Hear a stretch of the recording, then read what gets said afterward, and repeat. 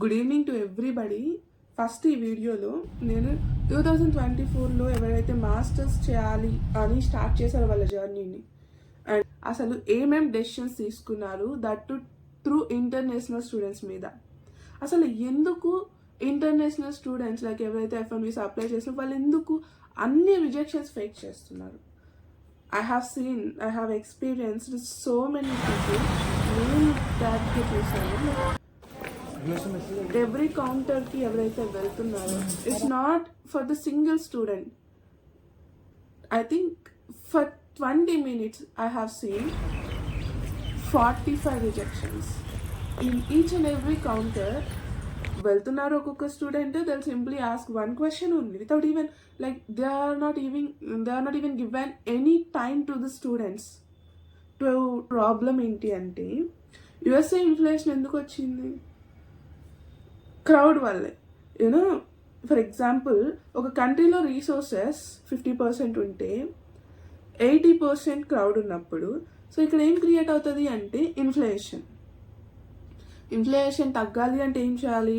రీసోర్సెస్ని పెంచాలి. పెంచే ఛాన్స్ ఉందా? It will take some time. And also meanwhile రీసోర్సెస్ని పెంచాలి అండ్ క్రౌడ్ని తగ్గించాలి, దెన్ ఎకానమీ బ్యాలెన్స్ అవుతుంది. ఇదే ప్రాసెస్ చేస్తున్నారు ట్రంప్ గారు. అక్కడ మనం లైక్ నేను చూస్తున్నాను యూట్యూబ్లో, I have seen so many videos, అసలు తీస్తుంటే వస్తున్నాయి టక్క టక్క టక్క అని. ఎంత ఇంపాక్ట్ నెగిటివ్గా ట్రంప్ గారి గురించి చెప్తున్నా అంటే I'm not going to tell, I'm not total against to the Trump. Like he's perfectly correct to America. So America develop అవ్వాలి, జాబ్ మార్కెట్ పెరగాలి అంటే so Trump decisions are quite good.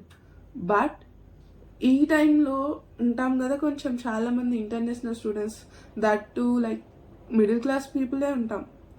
ఎవరైతే like ఒక step తీసుకొని like తీసుకోవడమే కష్టం, you know ఒక మొత్తం స్టేజ్ని దాటి తీసుకునేసి అండ్ దెన్ లాస్ట్ మూమెంట్లో F1 వీసా దగ్గర like this you know like 99th stage, like ఆ స్టెప్ ఒక్కటి దాటేస్తే like you'll reach your goal, like you will be in the USA. ఒక్క స్టెప్ దగ్గర ఎందుకు తను ఇలా కట్ చేస్తున్నాడు అంటే అసలు యుఎస్ఏకి వెళ్ళడానికి వే ఏంటి స్టూడెంట్స్కి ఆర్ ఇంటర్నేషనల్ పీపుల్కి? F1 visa, H1B, next B1 B2. ఈ B1 B2 కేటగిరీ వాళ్ళు ఏంటంటే like they will go to the USA and they will visit their places what they want, they will come back to their countries. ఇక్కడ problem లేదు.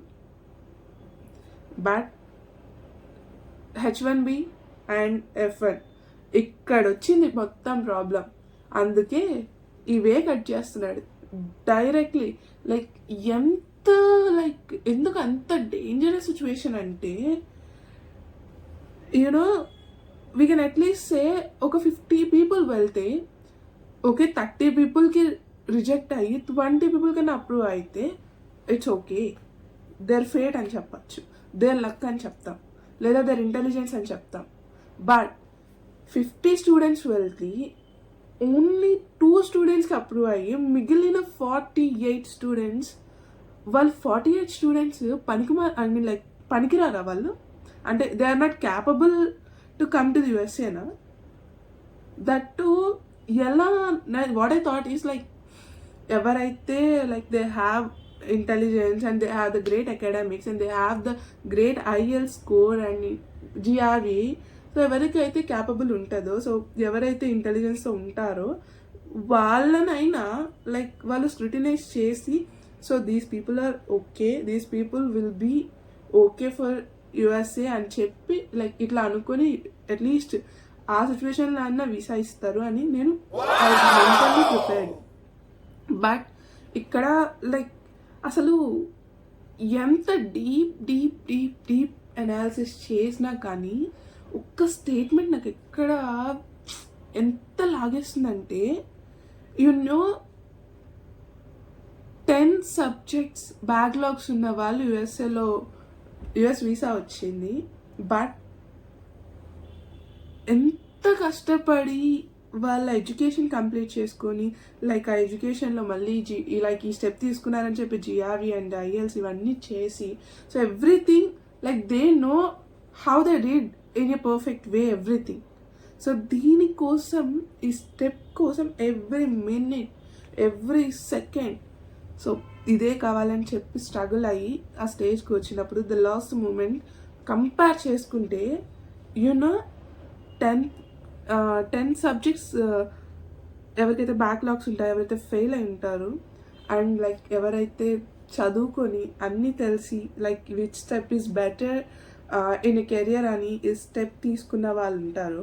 So compare చేసుకుంటే వీళ్ళకి visa వచ్చి అన్నీ చదివి అన్నీ నేర్చుకుని వీళ్ళకి రాకపోతుంటే ఏంటి అసలు how pathetic it is to imagine అసలు ఏంటి ఏం జరుగుతుంది టు ద స్టూడెంట్స్. అసలు ఇది లైక్ F1 వీసాసే కాదు H1Bsలో కూడా తగ్గుతున్నాయి. ఇది ఎక్కడ నుంచి ఎక్కడికి ఎండ్ అవ్వద్ది అనేది we can't predict that. So we'll at least hope for the best. So America will be developed. Actually it was developed, but due to some inflation we are not like people are not getting jobs in USA, but like within 2 to 1 year definitely the Trump will make the America great again, because ఎందుకంటే అంత strict decisions తీసుకుంటున్నారు కాబట్టి. So will hope for the best. But to the international students నేనేమైతే చెప్తాను అంటే, నువ్వు ఎంత చదువుకున్నా, నువ్వు ఎన్ని ఎగ్జామ్లు రాసినా, ఒక 1% కొందరైతే నేను లైక్ నా స్టేట్మెంట్స్కి కొందరు చెప్పారనమాట, ఎంత చదివినా ఎంత కష్టపడిన లైఫ్లో 1% లక్ ఉండాలి అని. లక్ ఏమైనా అంగట్లో లైక్ ఒక 10 రూపాయలు ఇచ్చో లేకపోతే సరే ఓకే ఒక 50-100 రూపీస్ ఇస్తే దొరికేదా అది? సో పాపం ఎవరైతే 10 బ్యాక్లాగ్స్ ఉంటాయి కదా, సో అతను లైక్ అంత బాగుంది, అంత లక్ వచ్చేసినాడు. కొంతమంది నేను ఐ హ్యావ్ సీన్ లైక్ ఇంకొక స్టేట్మెంట్ కూడా విన్నాను అనమాట. ఇట్స్ నాట్ అబౌట్ లైక్ ఎంత CGPA ఉంది అండ్ ఎంత చదివారు అనేది కాదు వీసాలో చూసేది అని. నాకు ఒక బిగ్గెస్ట్ డౌట్ ఏంటంటే, ఒక పర్సన్ 10 బ్యాక్లాగ్స్ ఉన్న వాళ్ళు or else 9 or 8 or 3 or 4 ఉన్న వాళ్ళు ఒక ఇంటర్నేషనల్ పర్సన్ ముందు will they able to speak in English confidently? Will they at least represent themselves in a very confident way? How could we imagine that situation? Like ఎవరైతే కాన్ఫిడెంట్గా ఉంటారో వాళ్ళు okay so they capable అని మనం అనుకుంటున్నాం కదా to the F1 visa. But what if ఎవరైతే backlogs ఉన్న వాళ్ళు అండ్ లైక్ ఎవరికైతే లైక్ అకాడమిక్స్ అంత లేవో, ఎవరైతే అంతగా చదవకుండా ఎగ్జామ్స్ ఉంటాయి కదా ఇంటర్నేషనల్ ఎగ్జామ్స్ ఇవి రాసుంటారో, సో స్లైట్లీ ఇంతవరకు రీచ్ అయ్యారో, వాళ్ళు కష్టపడ్డారు బట్ ఇంతవరకు రీచ్ అయ్యారు, సో వాళ్ళు అంత కాన్ఫిడెంట్గా రిప్రజెంట్ చేయగలరా కంపేర్ టు ఇంతలా కష్టపడిన వాళ్ళతో పోలిస్తే? So the statements are easy to pass, but it's very hard to implement. It's very hard to be implemented by someone. So ఈ సిచ్యువేషన్లో ఎవరైతే ఇంకా మళ్ళీ మాస్టర్స్కి అప్లై చేయాలి, ఇంకా నేను వెళ్ళాలి అనుకుంటున్నాను అని అంటే, అంతెందుకు నేనైతే ఒక ఇద్దరు like I want to give you 2 examples.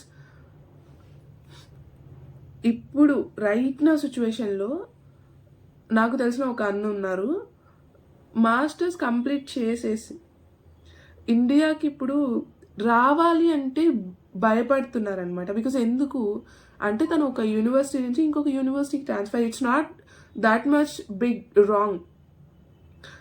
అది ప్రతి ఒక్క స్టూడెంట్ చేస్తాడు. వెదర్ ఇట్స్ నాట్ అది వెదర్ కండిషన్ అవ్వచ్చు, లేకపోతే యూనివర్సిటీ యొక్క కాస్ట్ కంపారిజన్ అవ్వచ్చు.